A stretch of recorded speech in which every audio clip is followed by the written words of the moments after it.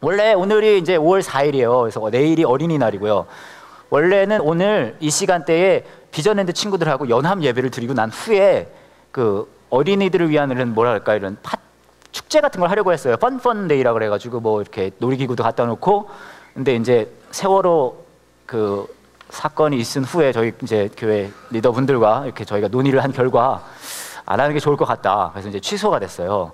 그래서 제가 사실은 일부 예배 때는 5명의 어린이가 앞에 앉아 있어서 그 아이들에게 제가 사과를 했는데 오늘은 곳곳에 몇 명씩 미안해요 친구들. 그렇게 이해해 주시고요. 그리고 계속해서 저희가 세월호 실종자 가족과 유가족을 위한 특별 기도를 진행 중에 있습니다. 기도회를 하는 건 아니고요. 자유롭게 기도하실 수 있는데 특별히 저희 교회의 가정들이 이게 사실은 피해자 가정들이 굉장히 힘들어하거든요. 가정들을 위해서 릴레이 기도를 저희가 이제 진행 중에 있어요. 나가실 때 로비에 보시면 안내 데스크에 사인업 할 수 있는 데가 있거든요. 그래서 여러분이 우리 가족이 요 시간대에 혹은 요 때쯤에 이 가족들을 위해서 이 사람들을 피해자 실종자 가족들을 위해서 기도해 주어야겠다 하시는 분들 계시다면 사인업을 해주시면 감사하겠고요. 5월 10날까지는 저희가 이 공간을 저녁 8시부터 9시까지 오픈을 합니다. 그래서 자유롭게 오셔서 이 실종자 가족들 그리고 유가족을 위해서 기도해 주시는 시간으로 저희가 진행할 예정입니다. 오늘 예배 후에는요, 특별히 이제 이 5월 8일이 이번 주에 있잖아요. 저희가 카네이션을 판매를 해요. 1부 예배 때도 했고요. 2부 예배 끝나고도 하는데 이 카네이션은 지적장애인 공동체인 정화원에서 만든 거예요. 그래서 저희가 이제 판매를 하고 판매 수익금은 모두 이 지적장애인 공동체인 정화원으로 후원이 됩니다. 그래서 이게요, 여러분, 이 정화원은 저희 징검다리에서 2달에 한 번씩 봉사를 가는 곳이고요.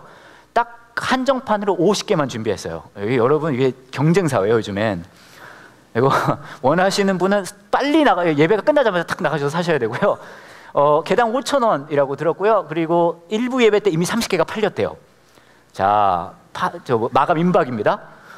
흔히 이런 거는 면바지 3종 세트 39,500원이죠. 오늘은 카네이션 5,000원에 20개 한정 판매니까 빨리 나가셔서 구입해 주시면은 그대로 저희가 정화원을 돕는데 쓰도록 하겠습니다. 이 정도면 광고는 다 드린 것 같고요.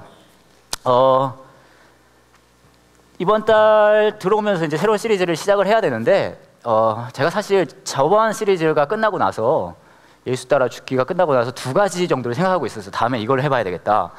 그 중에 하나가 행복을 찾아서라는 제목을 제가 붙였거든요. 그래서 야곱의 이야기, 제가 지금 예고 드리는 거예요. 다음에 아마 할 것 같은데 야곱의 이야기를 가지고 행복을 찾아서라는 제목으로 좀 해봐야 되겠다. 그게 이제 그 다음 이제 해야 되겠다 그거였고, 그 다음에는 뭐였냐면 사도행전 2장에 나오는 말씀을 가지고 교회 이야기를 좀 하면 좋겠다 해서 제목도 제가 붙여놨었어요. 원초적 교회. 네, 원초적 교회라고 제가 붙여서 이제 행복을 찾아서 하고 원초적 교회를 제가 준비를 해놨거든요. 그런데 이제 지난주에 세월호 침몰 사고가 났어요. 그러고 나서 제가 이 시리즈들을 못 하겠더라고요. 워낙 분위기니까 행복을 찾아서 하고 원초적 교회는 아닌 거예요.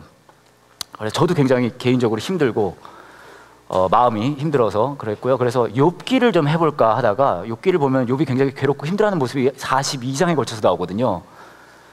근데 그거는 조금 더 고통의 정당성이라고 하긴 어렵지만 좀 설명에 대한 얘기라서 그것도 굉장히 어려웠어요. 그래서 진짜로 이번 주 초에 시리즈를 전부 다 엎었어요. 바꿔서.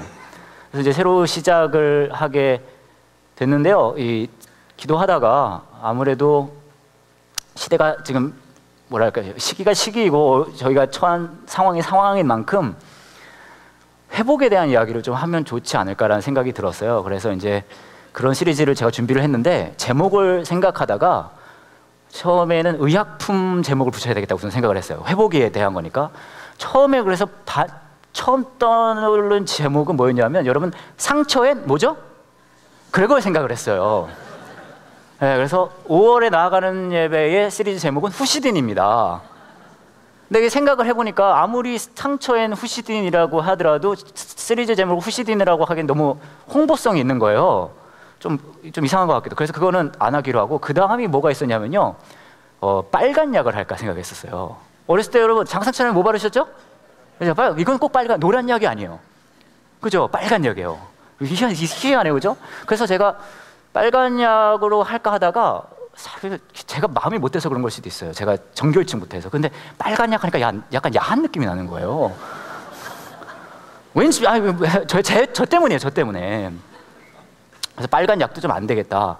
그 다음 생각한 게 뭐가 있었냐면요.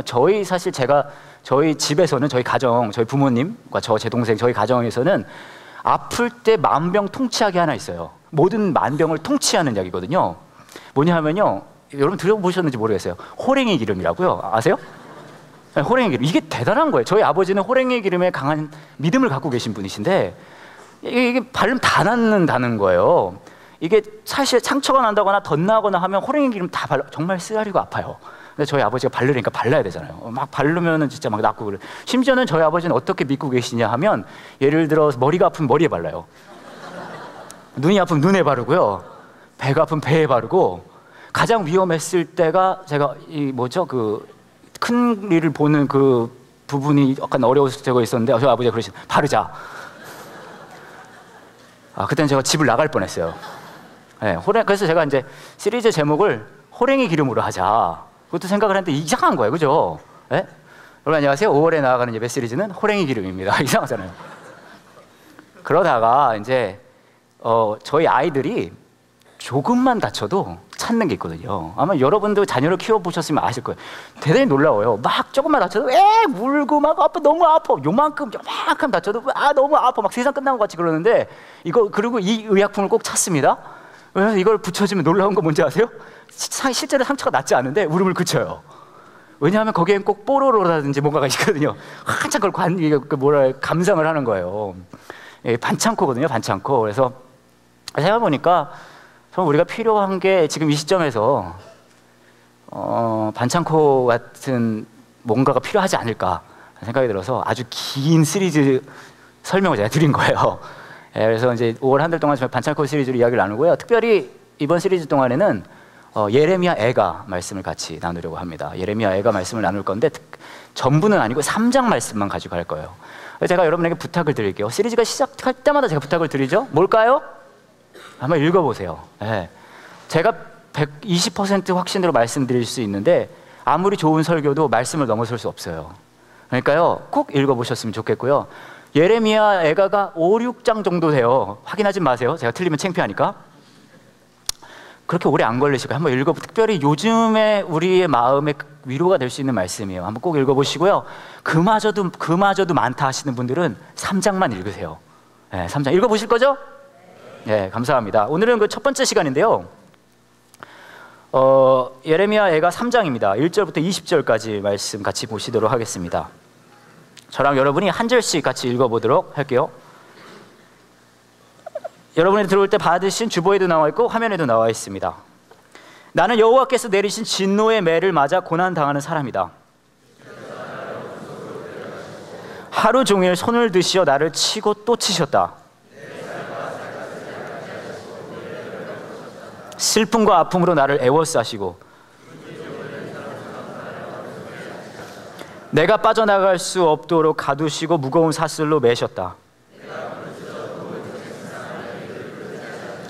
돌로 내 앞길을 막으시고 내 삶의 길을 어렵게 만드셨다.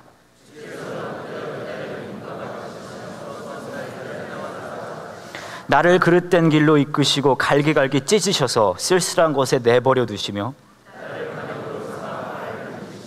주께서 화살통에 화살로 내 심장을 맞추셨으니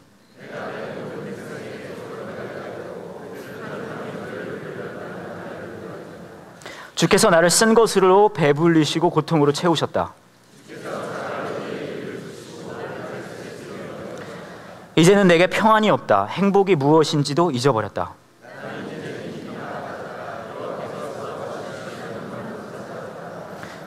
주님, 제 고난과 제 괴로움을 기억해 주십시오. 쓰라림과 고통을 기억해 주십시오.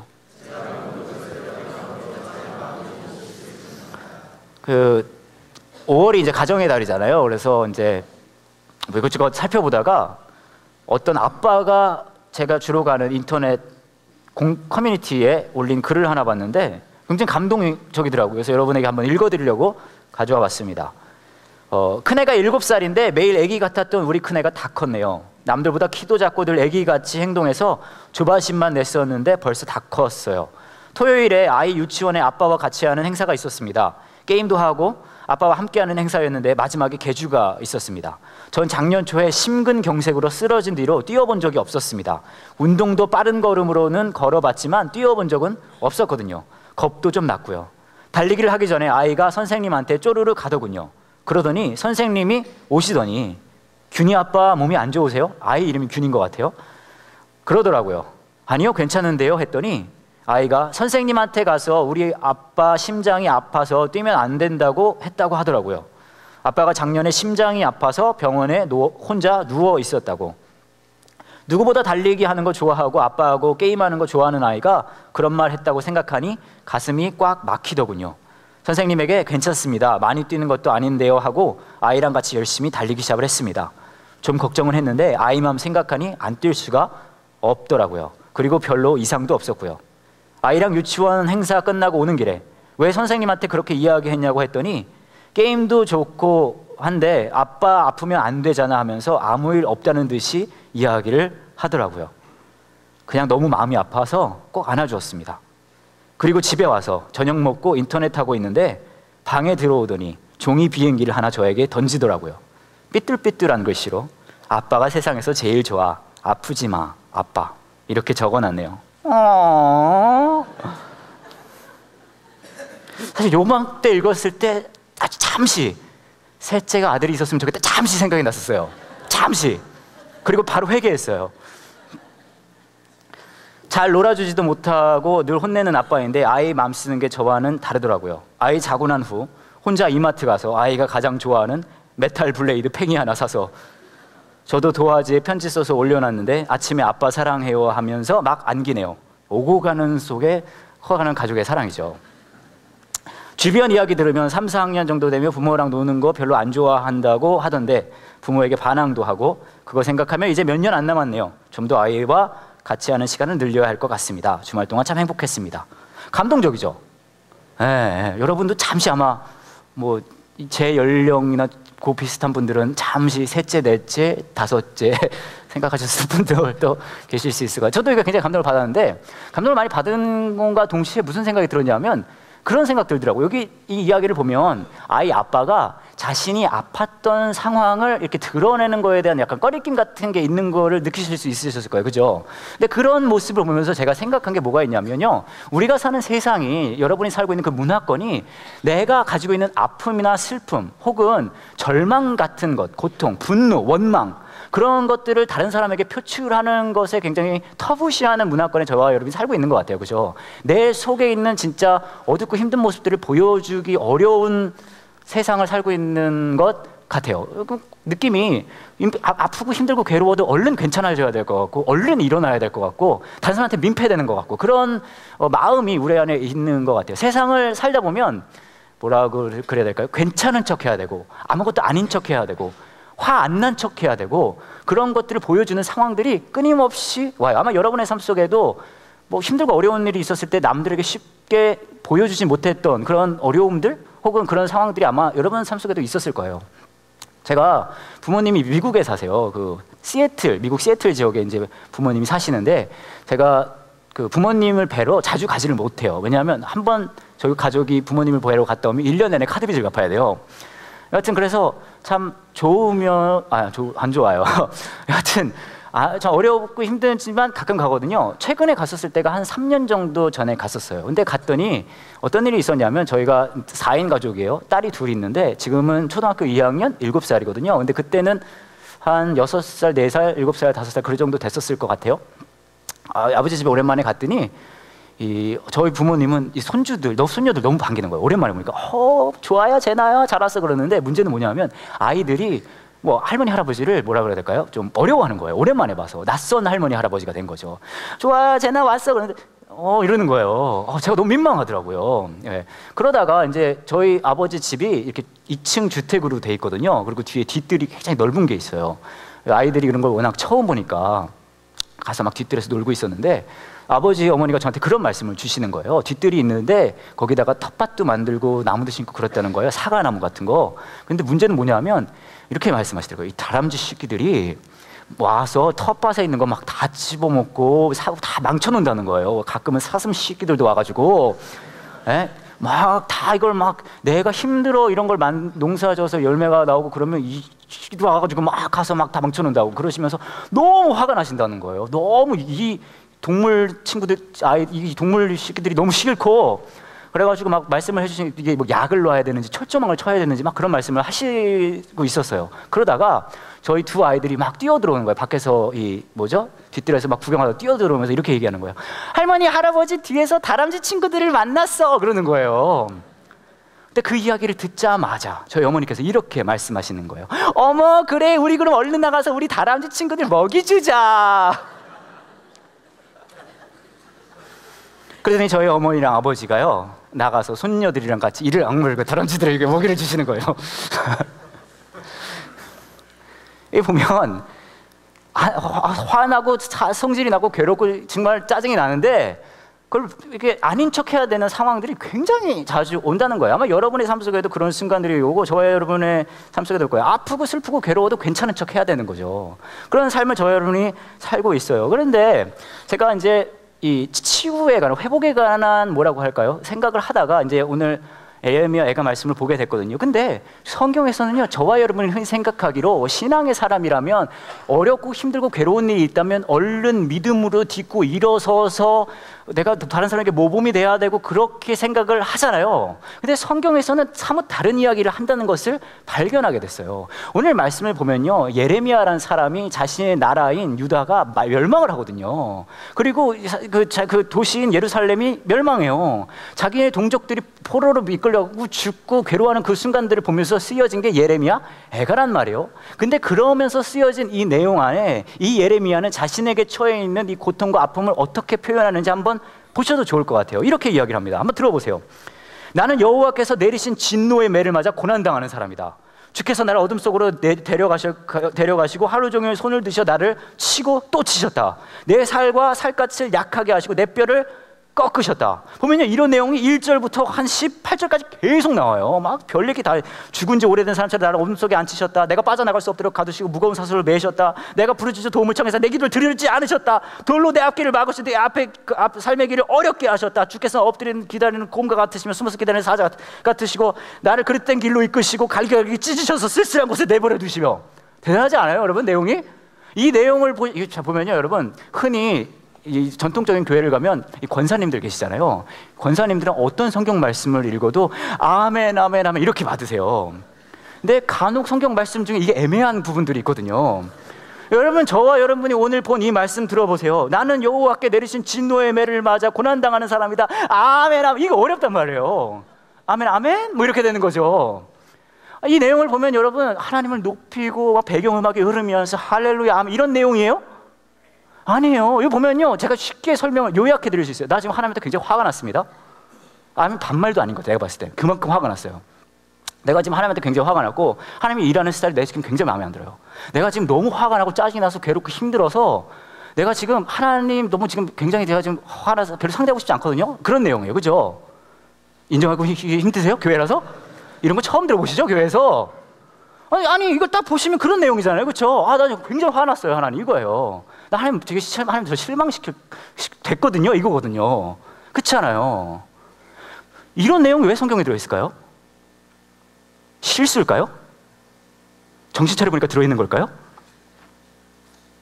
여러분, 저와 여러분이 흔히 생각하는 고통을 당한, 슬픔을 당한, 절망을 겪고 있는 크리스찬의 자세, 그거는요, 내가 얼른 믿음으로 듣고 일어서야지, 내가 모범이 돼야지, 그게 아니에요, 여러분. 당연히 우린 거룩해야 되고, 당연히 우리는 정결해야 되고요, 당연히 우리는 우리 성품이 성숙해야 됩니다. 근데 그 모든 것 이전에 고통과 아픔과 절망을 겪고 있는 저와 여러분에게 하나님이 가장 중요하게 원하는 건 뭔지 아세요? 우리의 있는 모습 그대로 내어놓는 거예요. 여러분의 삶 속에서 어떤 절망의 모습, 어떤 어려움의 모습을 겪고 있는지는 전 모르지만 하나님께서 저와 여러분에게 원하는 건요, 그 아픔과 고통을 내어놓는 거예요. 여러분, 이런 이야기를 교회에서 들어보신 적 있으신지 모르지만요, 여러분이 괴롭고 힘들고 어려울 때 하나님 원망하세요. 하나님한테 화를 내세요. 하나님한테 짜증을 내세요. 하나님한테 분노하세요. 하나님한테 우세요. 그게 우리의 모습이거든요. 하나님은요, 이 성경은 저와 여러분에게 단 한 번도 형식적으로 거룩해 라고 말한 적이 없어요. 우리의 있는 모습을 그대로 오라고 말씀하세요. 그때부터 진짜 치유가 시작되거든요. 근데 문제 뭔지 아세요? 저와 여러분은요, 특별히 교회 다니는 사람 더해요. 우린 척하는 거 굉장히 잘해요. 있는 척, 거룩한 척, 괜찮은 척, 아무것도 아닌 척, 우리 아들 공부 굉장히 잘하는 척. 적어도 나한테 네 아들 자랑하고 있는 너보다는 잘하는 척. 우리 척 되게 잘해요. 그렇잖아요. 근데 성경은 그 어느 한 군데도 우리에게 척하라고 하지 않아요. 있는 모습 그대로 오라고 말씀하세요. 그럼 생각해 보세요. 이제 저희 교회는 그런 게 없지만 흔히 교회를 가면 예배 시간에 이제 장로님들이 대표 기도할 때 있어요. 여러분 그런 거 보신 적 있으세요?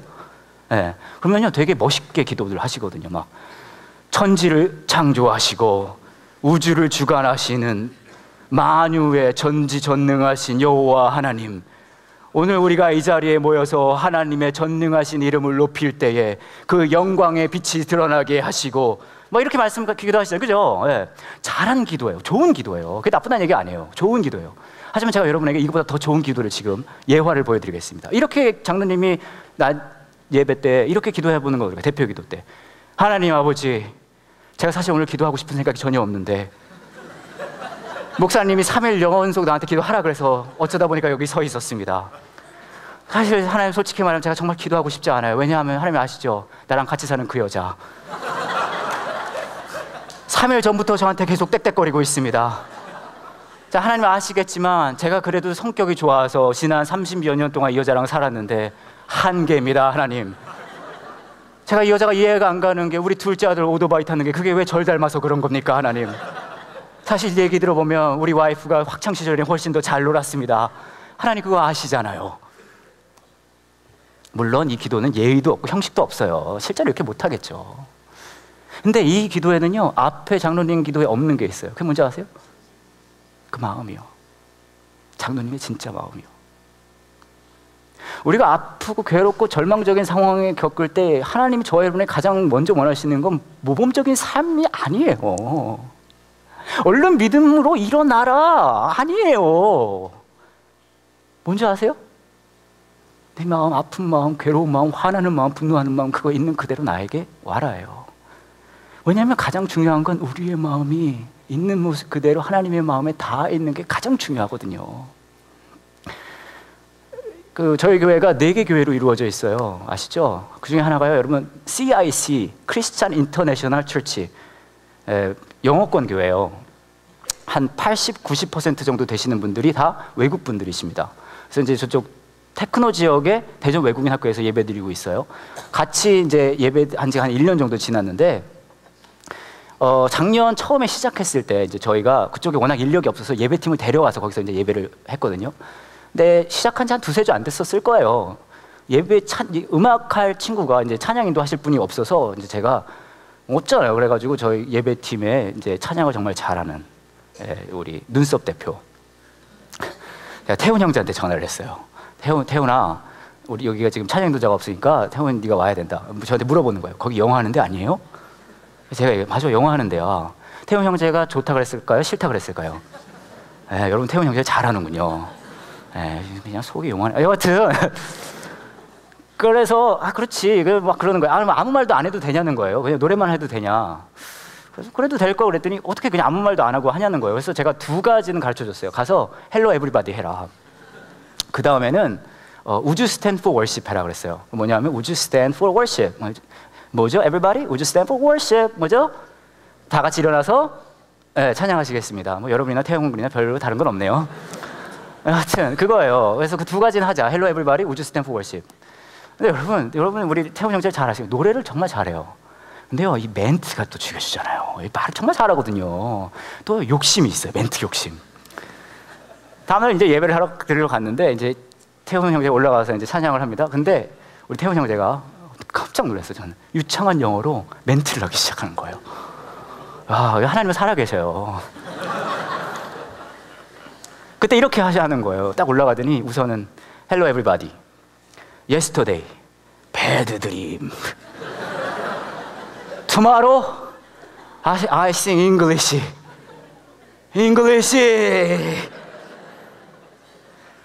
but sing to God, happy, happy, happy. Would you stand for worship? 대단하죠? 박수 한번 주세요. 예. 아니, 혹시나 못 알아듣는 분들 위해서 제가 번역해 드립니다.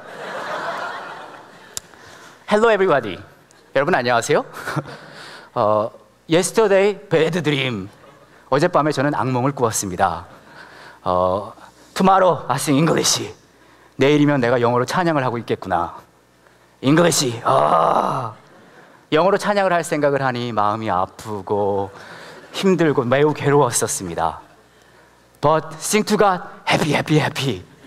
하지만 하나님께 찬양을 드린다는 것이 우리에게 얼마나 큰 기쁨이 됩니까? Would you stand for worship? 모두 함께 일어나셔서 하나님을 찬양하겠습니다. 멋있죠? 거기 계신 외국분들이 이걸 알아들었을까요? 못 알아들었을까요? 제가 놀라운 기적을 경험했어요. 예배가 다 끝나고 나서 이제 엘리베이터를 타고 올라가려고 그러는데 한 미국인 부부께서 막 뛰어오셨던 엘리베이터를 잡는 거예요. 그러더니 우리 태훈 형제한테 이렇게 얘기를 해주는 거예요. 아까 이야기하는 거 참 공감이 많이 됐다. 나도 공공장소에서 한국말로 얘기를 하라 그러면은 매우 마음이 힘들고 괴로울 것 같은데 아까 그 얘기했을 때 나도 참 마음이 정말로 공감이 되고 마음이 나도 그렇게 됐다. 그런 얘기를 하는 거예요. 그리고 막 갔어요. 그랬더니 태훈 형제가 저한테 이렇게 얘기를 합니다. 지금 뭘 한 거예요?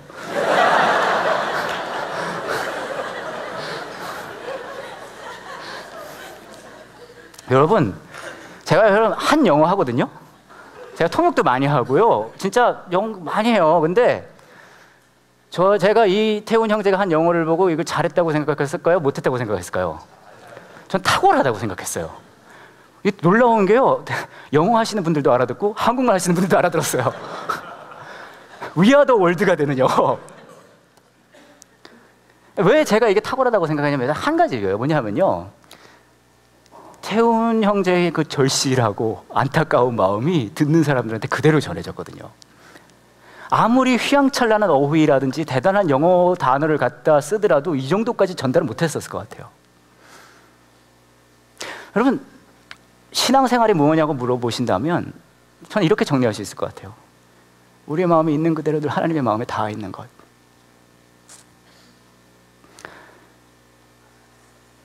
여러분의 절망과 고통과 어려움 중에 너무 빨리 철들려 하지 마세요.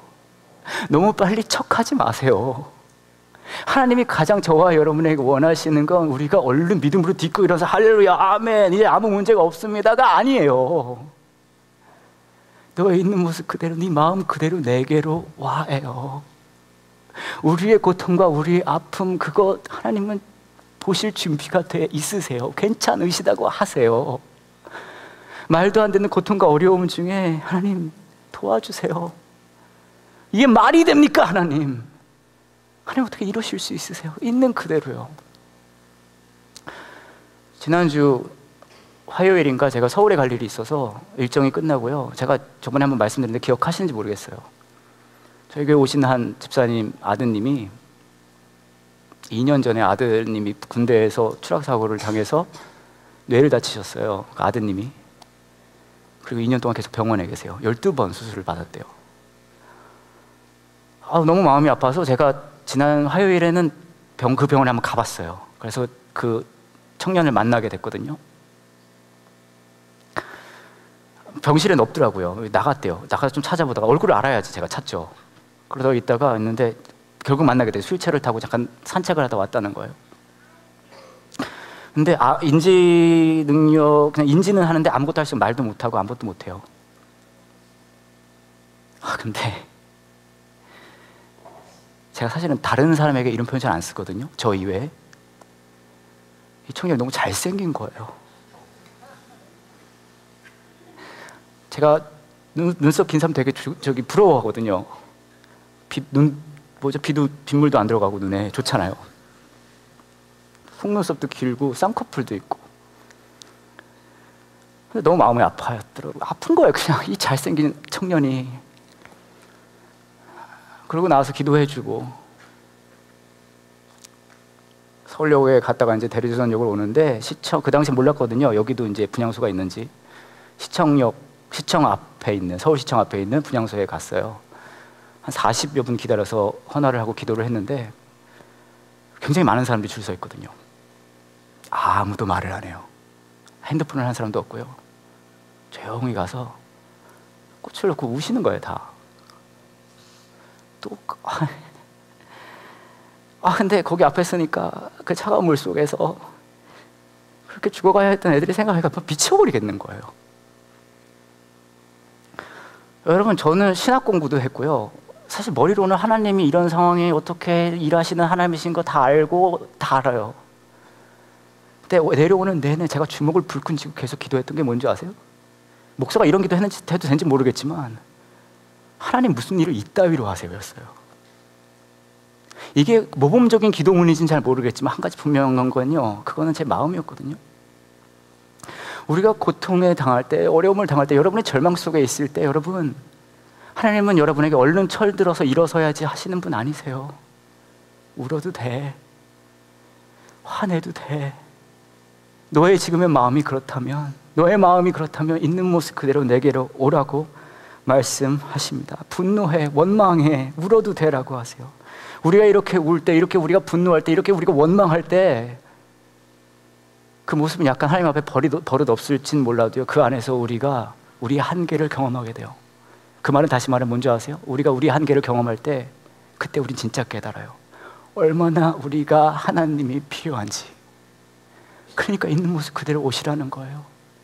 오늘 말씀을 보시면 계속 하나님을 원망하고 화를 내고 어떻게 이럴 수 있어요 하나님하고 말하던 예레미야가 19절에 이렇게 얘기합니다. 18절까지만 해도 이렇게 얘기해요. 나는 이제는 힘이 다 빠졌다. 여호와께서 도와주시려는 희망도 사라졌다고 말한다.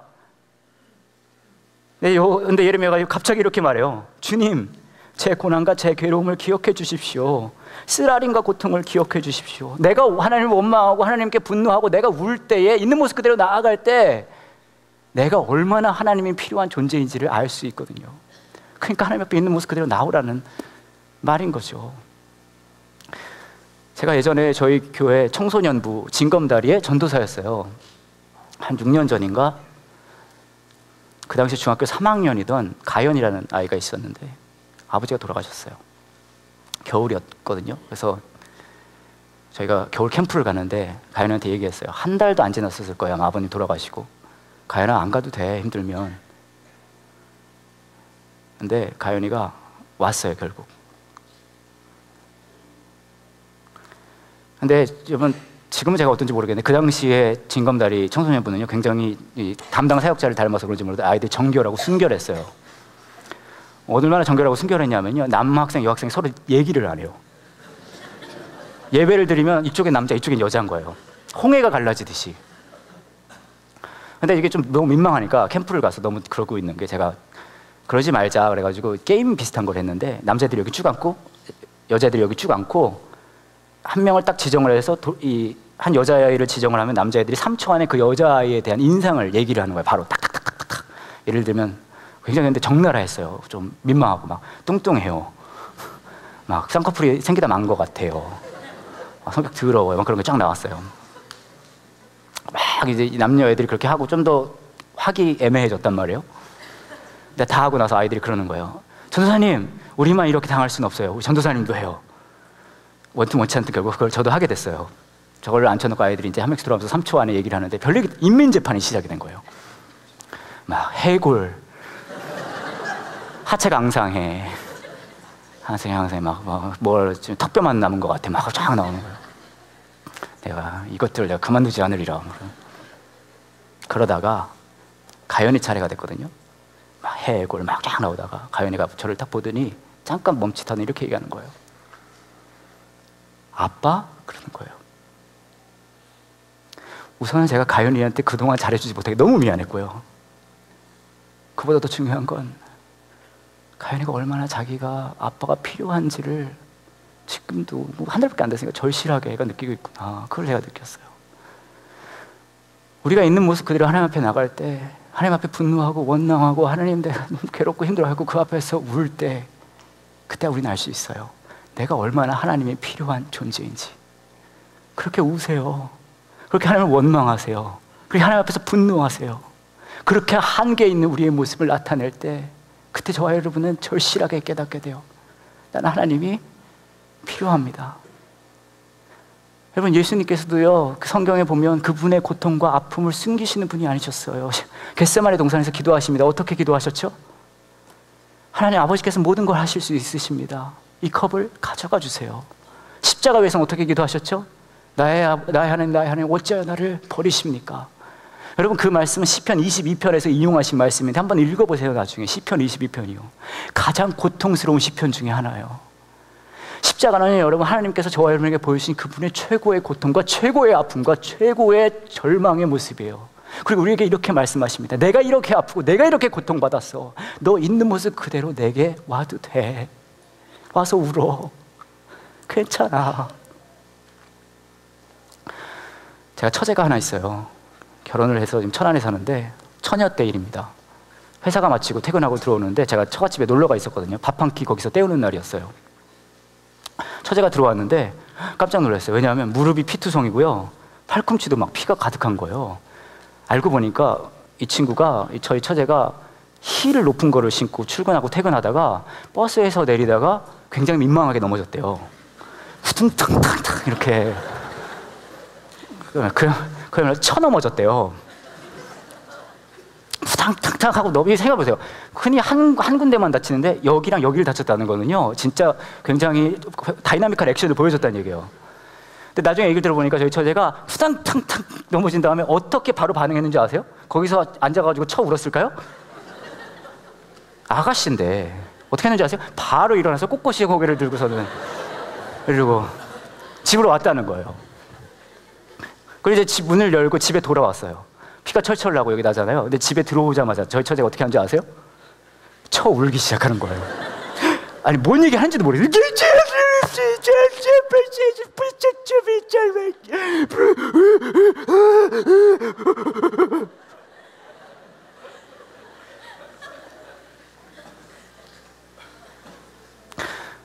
여러분, 왜 버스에서 거기서 넘어졌을 때는 바로 일어나고 집에 들어오자마자 왜 운 줄 아세요? 거기서 누군가를 봤거든요. 누굴 본 줄 아세요? 엄마를 봤어요. 엄마를 보니까 그리고 쳐 울고 있는 거예요. 되게 웃겨요. 우는데 막 왜 자기가 하이힐을 신고 나갈 때 말리지 않았냐고. 이게 말이 되는 원망이야 이게?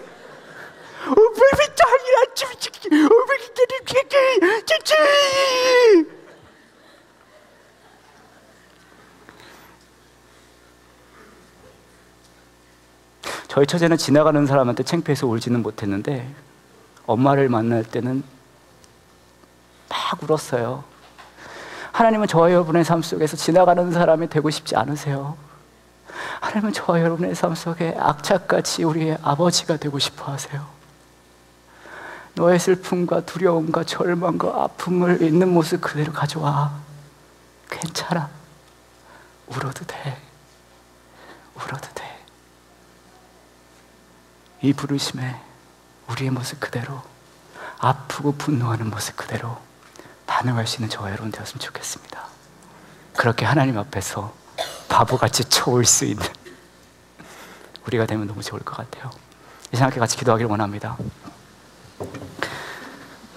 함께 같이 기도하실 때 여러분의 마음을 무겁고 아프게 하고 절망하게 하는 일들이 요즘에 굉장히 많이 있을 거예요. 특별히 지난 그 어려움 이후에 우리 안에 분노와 아픔과 절망이 있어요. 크리스찬으로 우리가 어떻게 해야 됩니까? 우리가 가장 먼저 해야 할 일은 그냥 우는 거예요. 여러분, 우셔도 돼요. 척하지 마세요. 괜찮아, 울어. 너 아픈 거 다 알아. 너 화난 거 알아. 너 분노하는 거 알아. 나도 고통당했고, 나도 절망했고, 나도 그 괴로움과 그 어려움을 겪었어. 너의 아픔, 너의 고통 알아. 내 앞에 와서 그냥 울어. 그렇게 분노해. 괜찮아. 왠 줄 알아? 너는 내가 필요해. 새 같이 기도하실 때 하나님, 내 안에 있는 이 모든 것을 하나님께 내어놓습니다. 내 아픔과 나의 눈물과 나의 원망을 내려놓습니다. 왜냐하면 난 하나님이 필요하기 때문입니다.